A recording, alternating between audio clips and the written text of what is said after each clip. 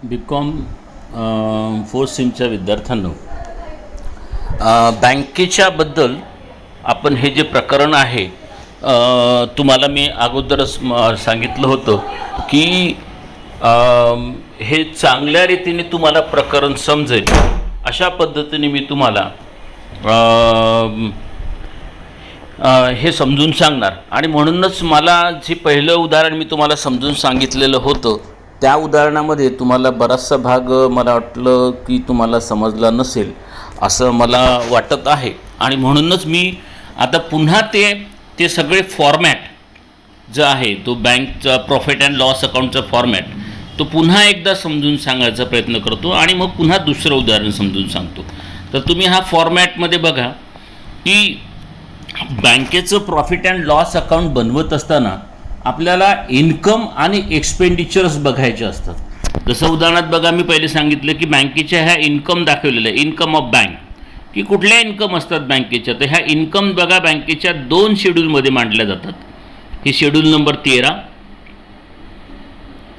आणि schedule number 14.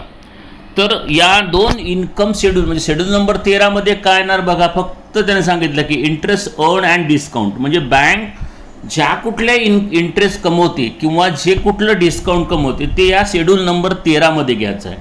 हे income आहे बँकेचं.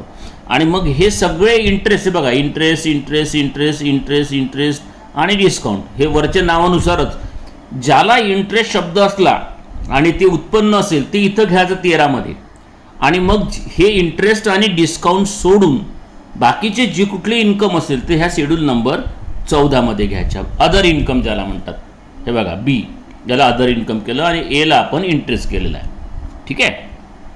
तर आता इंटरेस्ट कुठल्या कुठल्या आहे मी ते वाचून दाखवतो तुम्हाला, ते समजून सांगतो की कसला इंटरेस्ट असतो बँकेच्या कशा प्रकारे. सगळ्यात पहिले इंटरेस्ट आहे बघा बँकेला मिळणारं interest on loan and advance.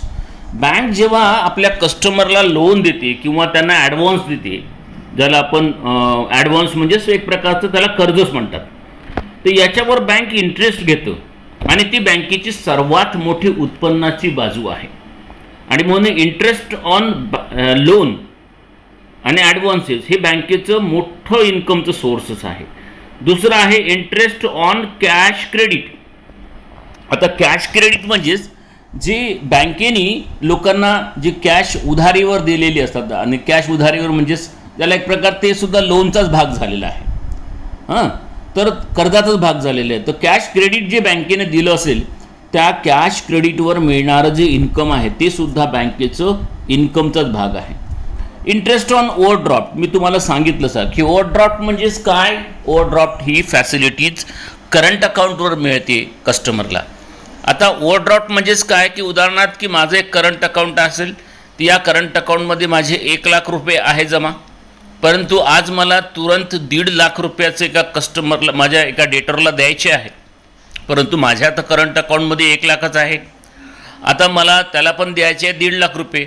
तर प्रत्येक व्यापाराचं करंट अकाउंट असते आणि त्या व्यापाराला त्या करंट अकाउंटवर ओडी प्राप्त होत असते. त्याला ते लोक म्हणतात, आपण त्याला क्रेडिट म्हणतात. ते की प्रत्येक व्यापारी म्हणतात की माझं बँकेत मस्त क्रेडिट आहे, चांगलं क्रेडिट आहे. म्हणजेच क्रेडिट याचा अर्थ की त्या बँकेने त्याला म्हणजे मायनस जाता येईल अशी ती सुविधा दिलेली असते. आता मला सांगा माझ्या बँकेत 1 लाखच जमा आहे, परंतु मला पेमेंट 1.5 लाख रुपये करायचं आहे, म्हणजे मी 50,000 रुपये मायनसमध्ये जाणार ना, कारण जमा तर माझे 1 लाख आहे. आणि म्हणून मी माझ्या त्या डेटरला 1.5 लाखाचा चेक देऊन देईन, तो त्याच्या माझ्या करंट अकाउंटला लागेल, तिथून ते पैसे पण मायनस होईल. पण आता मात्र बँकेने स्वतःजवळून 50,000 एक्स्ट्रा दिले ना माझ्या त्या डेटरला. आणि म्हणून याला म्हणतात ओव्हरड्राफ्ट. म्हणजे your current account in negative, म्हणजे तुमचं करंट अकाउंट आता निगेटिव्हमध्ये गेलेलं आहे, जमा असतं रकमेपेक्षा जास्त रक्कम उचललेली आहे तुम्ही. आणि म्हणून या ओव्हरड्राफ्टवर बँक इंटरेस्ट लावत असते. ज्या तारखेपासून तुम्ही मायनसमध्ये गेलं असेल, जितके रुपयाने मायनस गेलं असेल त्याच्यावर त्याला ओव्हरड्राफ्ट म्हणतात आणि ओव्हरड्राफ्टवर बँक इंटरेस्ट लावते. ते एक प्रकारे बँकेचं उत्पन्नाचं साधन आहे. इंटरेस्ट ऑन इन्व्हेस्टमेंट नावाचं उत्पन्न साधन आहे. इन्व्हेस्टमेंट म्हणजे बँकेजवळ एक्स्ट्रा जो मनी असतो, इन्व्हेस्टमेंट कोण करते माहिती आहे तुम्हाला, की जेव्हा गुंतवणूक म्हणजे काय असते की जेव्हा एखादी व्यक्ती आपल्या उत्पन्न खर्चापेक्षा जेव्हा अधिक होत असते तर अधिक असलेलं उत्पन्न, ज्याला अतिरिक्त अमाऊंट म्हणतात उत्पन्नाची, ती कुठेतरी गुंतवतो, त्याला इन्व्हेस्टमेंट असे म्हणतात. आणि त्या इन्व्हेस्टमेंट आपण का करतो? कारण त्याच्यावर आपल्याला व्याज, इंटरेस्ट मिळते ना. आणि म्हणून इंटरेस्ट ऑन इन्व्हेस्टमेंट हे उत्पन्नाचं साधन आहे बँकेचं. इंटरेस्ट ऑन RBI, आता प्रत्येक बँकेला RBIमध्ये आपली ठेव ठेवावं लागत असते. आणि मग RBI सुद्धा या बँकेला, जसं आपण जर बँकेत ठेव ठेवली तर आपल्याला बँक जसं ठेवीवर आपल्याला व्याज देतं, आपलं ते उत्पन्न साधन आहे, परंतु बँकेचा खर्च आहे. परंतु ही बँक जेव्हा RBIमध्ये ठेवते तर RBI यांना इंटरेस्ट देते ना, म्हणून ते सुद्धा RBIकडून मिळालेल्या ठेवीवर मिळालेलं व्याज हे उत्पन्न साधन आहे. आणि आता मग नेक्स्ट उत्पन्नाचं 6वं जे साधन आहे तो discount on bill discounted. Discount on bill discounted याचा अर्थ काय की आपण 12वीमध्ये बघा बिल्स नावाचं चॅप्टर शिकलो होतं. एक ड्रॉवर असतो आणि एक ड्रॉवी असते, म्हणजे एक आहारता असतो, एक आहारी असतो. आहारता आपल्या आहारीवर बिल ड्रॉ करते. आहारता त्या बिलवर 3 महिन्याची अवधी टाकतो. 3 महिन्याचा अवधी टाकल्यानंतर पण त्याला जर आता एका 15 दिवसानंतर पैशाची गरज असेल तर तो आहारता आपल्या बँकेत जाऊन ते बँकेतून त्याच्यावर पैसे उचलतो, त्याला डिस्काउंटेड म्हणतात. मग बँक का करते? त्याच्यावर आगाऊच पहिलेच त्याचं डिस्काउंट कापून घेते. म्हणजे समजा 30,000चं जर बिल असेल आणि 3 महिन्याचं असेल तर 3 महिन्याचा डिस्काउंट समजा 30,500 रुपये होते आहे, तर बँक त्या ड्रॉवरला 29,500 ऑलरेडी देऊन देते. आणि मग जेव्हा ड्रॉवी पेमेंट करते तेव्हा तो 30,000चं करते. म्हणजे ऑटोमॅटिक इथं बँकेला 500 रुपयाचा फायदा झालेला आहे. तर ते बँकेचं डिस्काउंट हे बँकेचं उत्पन्नाचं साधन आहे. मग हा डिस्काउंट माहिती आहे का, याला रिबेट काय मायनस करत असते नेहमी तिथं. आता रिबेट म्हणजेच काय की जो डिस्काउंट तुम्हाला या जसं 31 मार्च आपली इयर एंडेड असेल, परंतु डिस्काउंट आपण अगोदरच कापत असल्यामुळे तो जर एप्रिल आणि मेचा असेल तर it is called pre received discount. म्हणून त्याला प्री रिसिव्ड शब्द नाही वापरत, त्याला रिबेट वापरतात. म्हणजे जो डिस्काउंट पुढल्या वर्षीचा असेल तो डिस्काउंट जर तुम्हाला आगाऊच मिळाला असेल तर त्याला रिबेट म्हणतात. आणि म्हणून रिबेट हे या डिस्काउंटमधून मायनस केले जातं नेहमीसाठी. तर अशा प्रकारचे हे 6 प्रकारचे जे उत्पन्नाचे साधनं आहे ते सगळे बँकेचे 13 नंबरच्या शेड्यूलमध्ये टाकायचे आहे. ठीक आहे. आणि मग 13 नंबर नंतर मग बँकेचं अदर इन्कम जे आहे हे ती 6 पदं सोडून सगळे पदं बँकेचे जे 14 नंबरमध्ये येणार, ज्याला अदर इन्कम म्हणजे इतर उत्पन्न जे म्हणतात, तर बँक कमिशन कमवते. कमिशन म्हणजे माहिती आहे ना की कमिशन आपल्याला, तुम्हाला शब्द नेहमीचं माहिती आहे. Exchange and brokerage. एक्सचेंज म्हणजेच हे बघा, फॉरेन मनी जेव्हा आपण एक्सचेंज करतो त्याच्यावर बँकेला कमिशन एक्सचेंज मिळत असते, म्हणजे त्याला फायदा होत असते बँकेला. म्हणजे उदाहरणार्थ आपल्याला रुपयाचं डॉलरमध्ये, डॉलरचं रुपयामध्ये एक्सचेंज जेव्हा आपण करतो तर त्याच्यावर त्यांना काहीतरी पैसे मिळत असतात, त्याला आपण एक्सचेंज म्हणतो. किंवा तुमचं ब्रोकरेज आहे. ब्रोकरेज हा काय आहे तुमचा, ह्या दलालीचा भाग आहे. आणि ब्रोकरेज आपलं त्याला कमिशन शब्द, ब्रोकरेज कमिशन हा एकच प्रकारचं पार्ट आहे. तर ब्रोकरेज दलाली ज्याला मराठीमध्ये शब्द वापरतात. रेंट रिसिव्ड, भाडं मिळते बँकेला. समजू त्यांनी एखादी फर्निचर वगैरे म्हणा किंवा बिल्डिंग म्हणा भाड्यानं दिलं असेल किंवा एखादी इक्विपमेंट भाड्यानं दिलं असेल तर त्याच्यावर त्यांना रेंट मिळतो आहे. प्रॉफिट ऑन इन्व्हेस्टमेंट, इन्व्हेस्टमेंटवर जर प्रॉफिट झाला असेल तर तो प्रॉफिटसुद्धा उत्पन्नाचाच भाग आहे. प्रॉफिट ऑन ॲसेट सेल, एखादी संपत्ती विकली असेल त्याच्यावर जर प्रॉफिट झाला असेल. Profit on revenue receipt. Revenue receipt म्हणजे आगम स्वरूपाचे जे आपण आता ज्यांना काही अनडिस्क्लोज इन्कम असेल, समजा जे आपण काही सांगू शकत नाही किंवा त्याला हेड नाव देऊ शकत नाही, तर अशा अन्य रेव्हेन्यू रिसिप्ट आहे. लॉकर असते प्रत्येक बँकेकडे, तर लॉकर रेंट मिळते बँकेला. सनरी चार्जेस आहे काही. आता अनेक बघा हिडन चार्जेस वगैरे अनेक बँका चार्ज करतात, तर ते उत्पन्नाचं साधन आहे. चार्जेस लावतात बँकेत. तुमचं अकाउंट तुम्ही जर 6 महिने वापरलं नाही तर त्याच्यावर तुम्हाला काही पैसे चार्ज करतात. किंवा आजकाल चेक बाउन्स झाला असेल किंवा असे अनेक आहे की जे सनरी चार्जेस म्हणतात, तर ते सुद्धा बँकेचं उत्पन्नाचं. आणि प्रॉफिट ऑन ॲसेट्स, तर प्रॉफिट ऑन ॲसेट हा डबलच टर्म झालेला दिसतो. वर पण आहे बघा, profit on sale of asset आणि प्रॉफिट ऑन ॲसेट हा एकच पद आहे. तर अशा प्रकारचे अदर इन्कम्स तुमच्या या 14मध्ये येणार. आणि मग काय करायचं की ह्या 13 नंबरची बेरीज आणि ही 14 नंबरची बेरीज याला 1 म्हणतात. हे बघा 1 आय आपण ज्याला आपण हे कारण उत्पन्नाला आपण हेड का दिलेलं आहे बघून घ्या. या उत्पन्नाला आपण आय हेड दिलेला आहे बरं, या आय. तर या तुमच्या उत्पन्नाच्या हेडला आपण आय दिलेला आहे. आणि मग या आय म्हणजेच या टोटलला म्हणतात. हे बघा टोटल जे आहे म्हणजे टोटल जे आहे तुमची ही टोटल इन्कम झालेली आहे आय टोटल इन्कम. आणि ए आणि बीची म्हणजे हे ए 13 नंबरचा आहे आणि बी हा 14 नंबरचा आहे. या 13 आणि 14ची बेरीज करून इथे बेरीज लिहायची आहे. ही झाली त्या बँकेची टोटल इन्कम. काय झाली हे बँकेची टोटल इन्कम. आता मी सगळे इन्कमचे पदं तुम्हाला सांगितलेले आहे. त्यानंतर बँकेची आता बघा एक्सपेंडिचर ऑन बँक याला आपण रोमन लिपीमध्ये सेकंड 2 नंबर दिलेला आहे. 2 नंबर दिलेला आहे. एक्सपेंडिचर जे बँकेचे हेड आहे 13 आणि 14 झाले, इथं 15 आहे. आता 15 म्हणजे बँकसुद्धा तसं इन्कम हा बँकेचा उत्पन्नाचा भाग असेल तसाच खर्चसुद्धा बँकेचा उत्पन्नाचा भाग आहे. इंटरेस्ट हा खर्चाचा भाग आहे बँकेचा. आणि म्हणून बँक जे इंटरेस्ट देत असते बघा, इंटरेस्ट पेड करते बँक कशावर, डिपॉझिटवर. कारण जसं आपण माझी डिपॉझिट SBI बँकेमध्ये असेल सेविंग डिपॉझिट, तर ते सेविंग डिपॉझिट मला इंटरेस्ट मिळते दर 3 महिन्यानंतर किंवा 6 महिन्यानंतर मिळते. आणि मग ते मिळालेले इंटरेस्ट हे आपलं उत्पन्न आहे परंतु बँकेचा खर्च आहे ना. तर आपल्या ह्या ज्या डिपॉझिट आहे saving deposit, current deposit, fix deposit, recurring deposit, या सर्व डिपॉझिटवर मिळणारं आकारलं जाणारं व्याज हे बँकेचा खर्च आहे आणि बँकचे कस्टमर आहे त्यांचं उत्पन्न आहे. आणि म्हणून बँकेचं खर्चामध्ये इथं 15 नंबरच्या हेडमध्ये लिहात असते ते आपल्याला.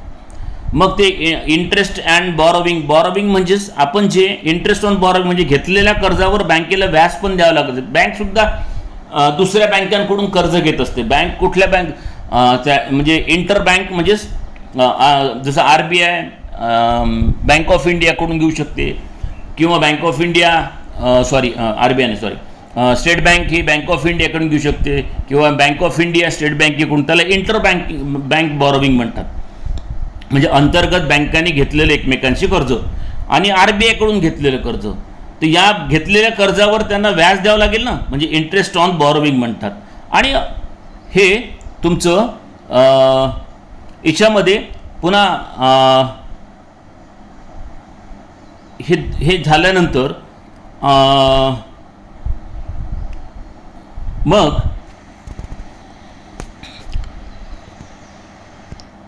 हे पद इथं चुकीचं आलेलं आहे. हे पद नाही आहे पाहिजे. अदर इन्कम नावाचं पद चुकीचं आलं इथे. असे 2 प्रकारचे इंटरेस्ट इथं लिहायचे असतात आणि मग यांची 15 नंबरची ही बेरीज करायची असते. आपण याला बघा आता या इंटरेस्ट पेडला आपण C नंबर दिलेला आहे आणि म्हणून टोटल ऑफ C म्हणजे 15 नंबरची टोटल 15 नंबरची टोटल. आणि मग यानंतर मात्र 16 नंबरमध्ये बघा आता काय येणार आहे तुमचं 16 नंबरमध्ये. तर 16 नंबरमध्ये आता काय बघा आता 16 नंबरमध्ये आपल्याला काय येणार आहे पद की या 16 नंबरमध्ये आपण याला D नंबर देऊया. कारण बघा आता आपण D नंबर कशाला, पहिले इन्कमचे जे 2 पार्ट होते A आणि B, इन्कम इंटरेस्ट रिसिव्डला A दिलं, अदर इन्कमला B दिलं. मग आता एक्सपेंडिचरमध्ये आलो आपण. एक्सपेंडिचरमध्ये इंटरेस्ट पेडला जे बँकेने इंटरेस्ट दिलेले आहे त्याला C नंबर दिलेला आहे. आणि मग Dमध्ये आपण जे एक्सपेंडिचरचा पार्ट सुरू झालेला आहे त्यामध्ये अदर, हे बघा Dमध्ये ऑपरेटिंग एक्सपेंडिचर नावाचं पद टाकलेलं आहे. ऑपरेटिंग एक्सपेंडिचर म्हणजे एक्सपेंडिचरमध्ये बघा आता इस्टॅब्लिशमेंट एक्सपेंडिचर म्हणजे इंटरेस्ट पेड सोडून इंटरेस्ट सोडून बाकीची जेवढी खर्च आहे ते सर्व खर्च establishment expenditure, rent paid, salary, director fees, printing stationery, advertisement, payment of provision to employer, depreciation, audit fees, laws, postage, repair, insurance, हे जेवढी खर्चाची पदं आहे ते आपण सर्व खर्चांची पदं या 16 नंबरमध्ये टाकू. इथं बघा तर 16 नंबर आलेला आहे. या 16 मध्ये टाकूया आपण ते.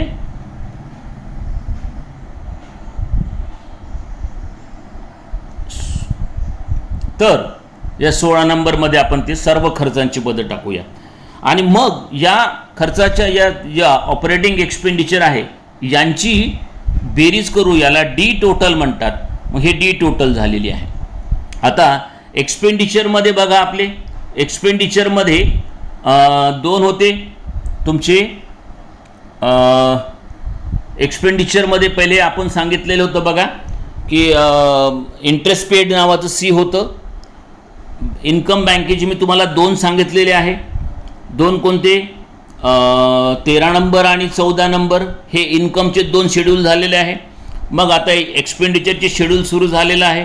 एक्सपेंडिचरच्या शेड्यूलमध्ये बघा इंटरेस्ट पेड नावाचं 15 नंबरचं शेड्यूल होतं आणि ऑपरेटिंग एक्सपेंडिचर नावाचं 16 नंबरचं हेड होतं. हे वालं आता दिलेलं आपण हे 16 नंबरचं हेड आहे. मग यांची टोटल झाली, सीची टोटल आणि डीची टोटल. आणि मग ई घेतलेल्या याच्यामध्ये तिच्या 2 पदं असतात, प्रोव्हिजन्स अँड कॉन्टिजंटची. यामध्ये 2च पदं आहे, bad debts, provision for bad debts आणि प्रोव्हिजन फॉर टॅक्सेशन. या 2च पदं आहे. या 2 पदांची पुन्हा बेरीज. आता हे बघा, हे डी, हे ई आणि वर दिलेलं सी यांची बेरीज जी आहे ही बेरीज इथे येत असते. बघा, याला टोटल एक्सपेंडिचर म्हणतात. कारण 1 नंबर आपण इन्कमला दिलेला आहे, हे 2 नंबरचं एक्सपेंडिचर आहे. बघून घ्या, सी डी ई. सी म्हणजेच इंटरेस्ट पेड, डी म्हणजे ऑपरेटिंग एक्सपेंडिचर आणि ई म्हणजेच प्रोव्हिजन. या तिघांची बेरीज म्हणजे टोटल एक्सपेंडिचर. वर आपण 1मध्ये रोमन 1मध्ये आपण इन्कमची टोटल काढली होती. या इन्कमच्या टोटलमधून टोटल एक्सपेंडिचर जर 2 नंबरची मायनस केली तर इथे बघा आपण दाखवलेलं आहे. मी पहा 1 - 2 म्हणजे 1 नंबरची टोटल -2 नंबरची टोटल म्हणजे कोणती? ही वाली बघा, ही. आणि 1 नंबरची टोटल इन्कमची. याला म्हणतात करंट इयरचा प्रॉफिट. काय म्हणतात याला? करंट इयरचा प्रॉफिट. आणि या करंट इयरच्या प्रॉफिटवरच 25% काढत असतात. हे स्टॅच्युटरी रिझर्व्ह जे आहे ना, या प्रॉफिटवर काढायचे असते करंट इयरच्या. म्हणजे इथं जी अमाऊंट असते ना, या अमाऊंटवर 25% काढत असते. आणि इथे जो प्रॉफिट दिलेला आहे, हा जो प्रॉफिट आहे इथं प्रॉफिट हे घेतलं आपण 1 नंबर इन्कम, 2 नंबर एक्सपेंडिचर आणि 3 नंबर प्रॉफिट. तर प्रॉफिट बघा, पहिले लास्ट इयरचा प्रॉफिट गणितात दिलेला असतो हा, आणि हा प्रॉफिट आपल्याला काढायचा असतो. तो काढायचा कसा? 1 नंबरची टोटलमधून मायनस हे 2 नंबरची टोटल करायची, म्हणजे हा प्रॉफिट निघणार. आणि मग या 2 प्रॉफिटची बेरीज करायची. तर याला टोटल प्रॉफिट म्हणतात. ठीक आहे. हे प्रॉफिट झाल्यानंतर या प्रॉफिटचं आपल्याला ॲप्रोप्रिएशन करायचं, म्हणजे याच प्रॉफिट ह्याचीच बेरीज इथं खाली आली पाहिजे. ह्या प्रॉफिटचीच बेरीज इथं खाली आली पाहिजे. आणि मग ते कसं होणार? तर ह्या प्रॉफिटवर आपण या प्रॉफिटवर आपण स्टॅच्युटरी रिझर्व्ह काढायची 25% पहिले. मग अदर रिझर्व्हला ट्रान्सफर करत असेल तर दिलं असते, उदाहरणार्थ डिव्हिडंड लिहायचं असते. आणि मग या बेरजेमधून हे 1, 2, 3 पदं मायनस करायचे, तर हे बॅलेन्स आलेलं असते. आणि मग ही टोटल आणि ही टोटल मग सारखेच येणार, कारण या टोटलमधून आपण हे 3 पदं मायनस केले आणि राहिलेले बॅलन्स इथं टाकतो आपण. तर म्हणून ही दोन्ही बेरीज ही समान असली पाहिजे. हे दोन्ही, ही वाली आणि ही पण समान. तर अशा प्रकारे आपण ह्या प्रॉफिट अँड लॉस अकाउंट बनवायचं आहे. आणि म्हणूनच आता मी पुढे तुम्हाला उदाहरण जे सांगणार आहोत, त्या उदाहरणामध्ये मी सरळ हे 13 नंबरमध्ये येते, हे 14मध्ये येते, हे 15मध्ये येईल, हे 16मध्ये येईल, हे असे नंबर सांगून देईल. आणि त्याच्यानंतर तुम्हाला या फॉर्मॅटनुसारच आपल्याला हे प्रॉफिट अँड लॉस अकाउंट बनवायचं आहे दिलेल्या फॉर्मॅटमध्ये. तर अशा प्रकारे आपल्याला हा फॉर्मॅट प्रॉफिट अँड लॉस अकाउंटचा बनवत असतो. याच्यावरच तुम्हाला, कारण हे बघा MCQ कसे तयार होतात मी तुम्हाला सरळ सांगतो. MCQ उदाहरणार्थ असं, rent and taxes under the schedule number they are included in schedule number, किंवा रेंट अँड टॅक्सेसेस ह्या शेड्यूलमध्ये जातो. मग तो काय करते माहिती आहे का? Schedule 13, schedule 14, schedule 15, schedule 16. तर आपल्याला पाठ झालं पाहिजे की बा रेंट अँड टॅक्सेस हा 16 नंबरमध्ये आहे, म्हणून आपल्याला टिकमार्क 16मध्ये करावं लागणार आहे. तर याच्यावरच आपलं बघा, या प्रत्येक पदाकरता तुमच्या आता माहिती आहे का, हे जेवढी पदं दिलेली आहे याची एवढे MCQ तयार होऊ शकतात ना. Salary show in the schedule 13, 14, 15, 16. आपल्याला मग सांगायचं आहे की सॅलरी कोणत्या शेड्यूलला येतो? तर 16 नंबरला येतो. डायरेक्टर फीस कोणत्या शेड्यूलला येतो? तर 16 नंबरला येतो. इंटरेस्ट पेड कोणत्या येतो? तर 15 नंबरला येतो. इंटरेस्ट रिसिव्ड कुठे येतो? तर 13 नंबरला येतो. अदर इन्कम कुठे येते? तर 14 नंबरला येतोय. त्याच्यानंतर रेंट रिसिव्ड कुठे येतो? तर 14 नंबरला येतो. तर अशा प्रकारचं आपल्याला हे शेड्यूल तुमचे पाठ झालेले पाहिजे. तर अशा प्रकारे हे बँकेचं तुम्हाला प्रॉफिट अँड लॉस अकाउंटचं शेड्यूल चांगल्या रीती अभ्यास करून घ्यायचा आहे. याच्यावरच तुमचे, आणि आता जसं मी तुम्हाला प्रॉफिट अँड लॉस अकाउंटचं शेड्यूल दिलेलं आहे तसंच मी तुम्हाला बॅलन्स शीटचं सुद्धा शेड्यूल समजून सांगणार. कारण हे फक्त प्रॉफिट अँड लॉस अकाउंट झालेलं आहे. बॅलन्स शीटमध्ये शेड्यूल माहिती आहे किती असतात? एकूण 1 ते 11 पर्यंत शेड्यूल असतात. 1 ते 5 लायबिलिटीचे आणि 6 ते 11 ॲसेटचे. मग ते सर्व शेड्यूल मी तुम्हाला पुन्हा लिहून देणार. मग 2 बॅलन्स शीटची गणितं शिकवणार. जसं आता याच्यातलं एकच शिकवलेलं, आता हे झाल्यानंतर पुन्हा एक मी प्रॉफिट अँड लॉस अकाउंटचं गणित घेणार. मग तुम्हाला मी बॅलन्स शीटचे पहिले शेड्यूल समजून सांगणार आणि मग बॅलन्स शीटचे 2 उदाहरणं देणार आणि त्याच्यानंतर मग आपलं हे एक्झाम्पल किंवा चॅप्टर किंवा एक पूर्ण मग दोन्ही याचं घेऊ. एक प्रॉफिट अँड लॉस आणि बॅलन्स शीट कसं बनेल, म्हणजे असे एकूण 3 उदाहरणं नंतर घेऊ. म्हणजे आपण हे चॅप्टर संपवून टाकू. Okay, thank you. विद्यार्थी मित्रांनो, हे दुसरं उदाहरण तुम्हाला मी हे बँकेचं समजून सांगणार आहोत. पण या उदाहरणामध्ये तुम्ही थोडं एक गोष्ट लक्षात घ्या की बँकेचे आकडे हे फार मोठे असतात आणि म्हणून कारण बँक एक हजारामध्ये किंवा म्हणजे फक्त लाखोत चालणारी नसतात, कारण यांचे ट्रान्झॅक्शन्स करोडोचे असतात आणि म्हणून ह्या संख्या लिहिण्यासाठी मोठ्या बँकेला अडचणी येतात. आणि म्हणून एक या बँकेचं काही बँका आपली माहिती देत असताना अशा प्रकारे बघा यांनी का केलेलं या गणितामध्ये बघा, यांनी 3 झिरो असे वर कट करून लिहिलेले आहे. याचा अर्थच तुम्हाला हे समजायला पाहिजे की प्रत्येक संख्येच्या पुढं इथं प्रत्येक संख्येच्या पुढं 3 झिरो आहे. ही सगळ्या संख्येच्या पुढं 3 झिरो आहे. म्हणजे ह्या जेवढ्या संख्या दिलेल्या आहेत इथं 17 नसून 17,000 रुपये आहे, कारण यांनी 3 झिरो ऑलरेडी वरच कट केलेले आहे. म्हणजेच याचा अर्थ की या गणितामध्ये इथं 3 झिरो दिले. तर आता आपल्याला काही इथं 3 झिरो इथं लिहून काही सोडवायचं नाही आहे. जेव्हा आपण गणित सोडवायला घेऊ तेव्हासुद्धा आपल्याला जेव्हा रुपये लिहू तिथं वर असं आपल्याला 3 झिरो लिहून दिले, म्हणजे आपल्याला हेच आकडे घ्यायची गरज आहे. पण मात्र या उदाहरणात जेव्हा मग ॲडजस्टमेंट दिलेली असती तर ॲडजस्टमेंटला तो 3 झिरो कट करून लिहू शकत नाही आणि म्हणून तो काय करते, ॲडजस्टमेंटची पूर्ण व्हॅल्यू दिलेली आहे. तर मग आपल्याला बघायचं 2 लाख दिलेलं आहे, तर आपल्याला का करावं लागेल, ॲडजस्टमेंटची व्हॅल्यू जेव्हा आपण घेऊ तेव्हा इथून 3 झिरो कट करून लिहू आपण. इथं म्हणजे किती येणार, फक्त 200 रुपये व्हॅल्यू घेणार आपण, कारण ह्या सर्व ज्या संख्या दिलेल्या आहे ह्या सगळ्या 3 झिरो कट केलेल्या आहे. पण ॲडजस्टमेंटच्या कट केलेलं नाही, मग इथे किती रुपये घेणार, इथं 200 रुपये घेणार. इथे तुम्ही इथं बघा 3 झिरो कट करणार तर किती घेणार, मग 1557 रुपये घेणार.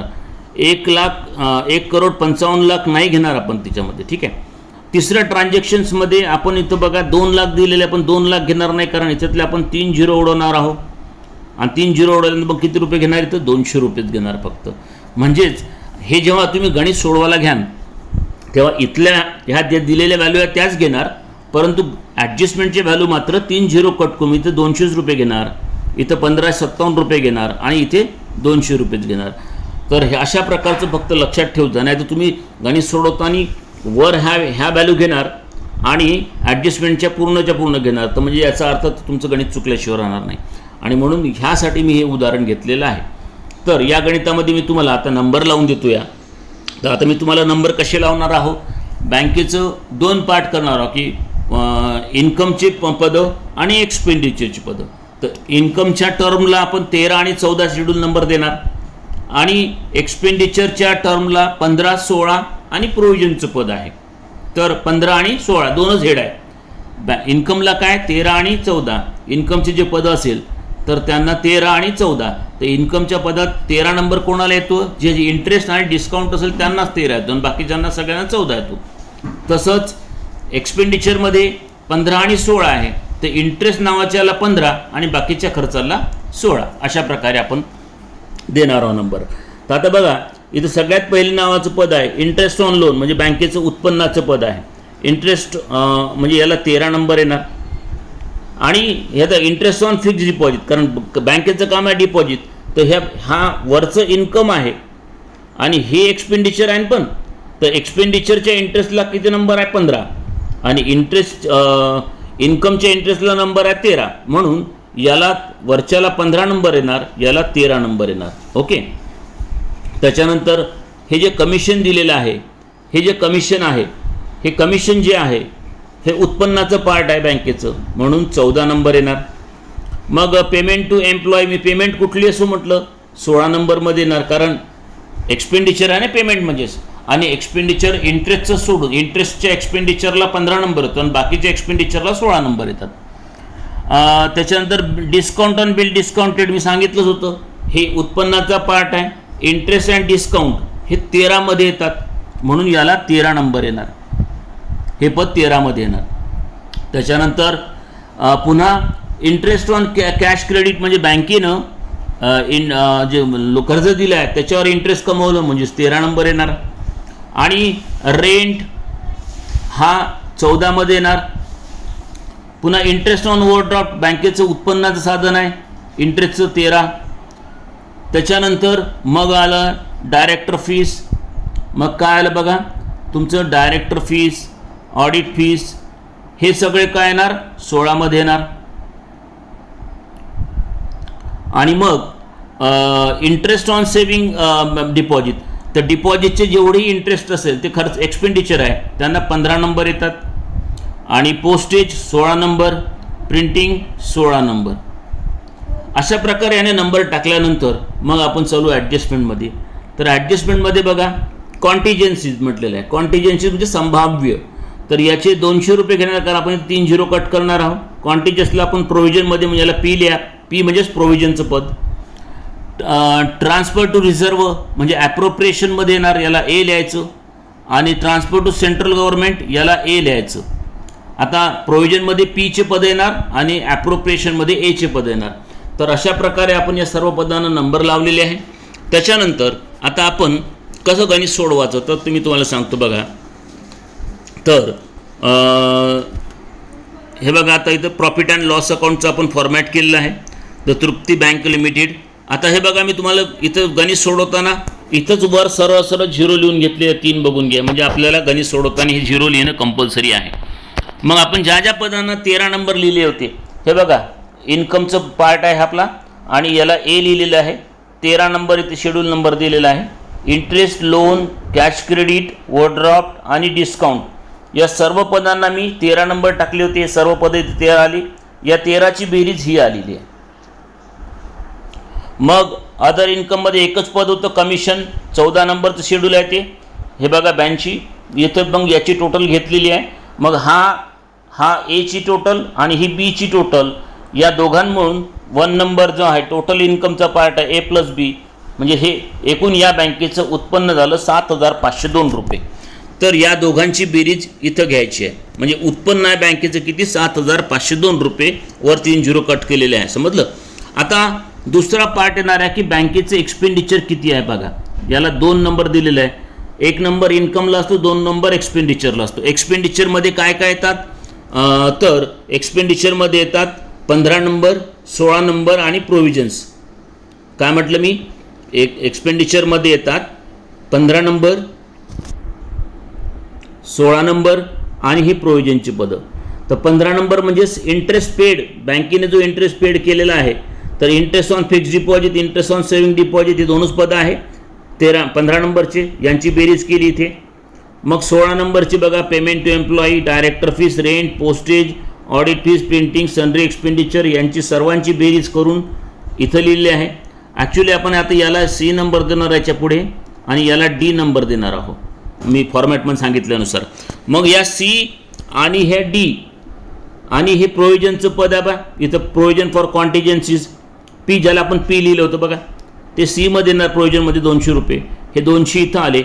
आता मग या 3 पदांची हा एक, हे 2 आणि हे 3 याला म्हणजे 15, 16 आणि प्रोव्हिजनचं पीचं पद, या तिघांची बेरीज म्हणजेच टोटल एक्सपेंडिचर. हा टोटल इन्कम आहे आणि या टोटल इन्कममधून हा जो टोटल एक्सपेंडिचरची बेरीज आलेली आहे 4,872 रुपये. म्हणजे हे उत्पन्न टोटल बँकेचं आणि हा टोटल हा उत्पन्नाचा भाग झाला एकूण आणि हा खर्चाचा भाग झाला. याच्यामधनं हे पद मायनस करायचं आहे, म्हणजेच याला करंट इयरचं प्रॉफिट म्हणणार. तर ते करंट इयरचं प्रॉफिट बघा कसं आहे बघा तुमचं. तर करंट इयरचं प्रॉफिट तुमचं निघेल बघा. आता इथे आपण सी नंबरमध्ये प्रॉफिट नावाचं पार्ट घेतलेलं आहे आपला. प्रॉफिट 3ऱ्या नंबरमध्ये प्रॉफिट बघा. पहिले इथं लास्ट इयरचं प्रॉफिट दिलेलंच नाही या उदाहरणामध्ये म्हणून इथं डॅश केलेलं आहे. आणि हा प्रॉफिट म्हटलं तर बघा ह्या इन्कममधून, हा 1 म्हणजे इन्कम आणि 2 म्हणजे एक्सपेंडिचर. एकाच्या इन्कममधून एक्सपेंडिचर मायनस केलं तर एवढे पैसे येणार, याला प्रॉफिट म्हणतात. या 2630 रुपयावरच हे 25% काढायचे असतात.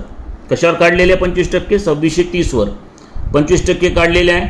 गणितामध्ये ट्रान्सफर टू रिझर्व 1557 दिले, 3 झिरो कट केल्यानंतर म्हटलं बा. आणि गव्हर्नमेंट रिझर्वचे 2 लाख दिले होते, 3 झिरो कटून हे 200 रुपये आले. आणि मग काय केलं मी या 2630मधून हे 657, 1557 आणि 200 हे 3 पदं याच्यातून मायनस करायचे. कशातून? या 2636मधून. म्हणजे हे बॅलन्स येणार तुमचं. या बॅलन्स शीटला आपण लायबिलिटीमध्ये लिहायचं असते पुढच्या बॅलन्स शीट जेव्हा बनवू तेव्हा. आणि मग हे बघून घ्या, याच्या एवढीच टोटल आलेली आहे 2630. समजलं? तर अशा प्रकारे हा प्रॉफिट अँड लॉस अकाउंट तयार होतो. चला, थँक्यू. दुसरं उदाहरण झालेलं आहे. आता 2 उदाहरणं तुम्हाला मी बॅलन्स शीटचे शिकवणार.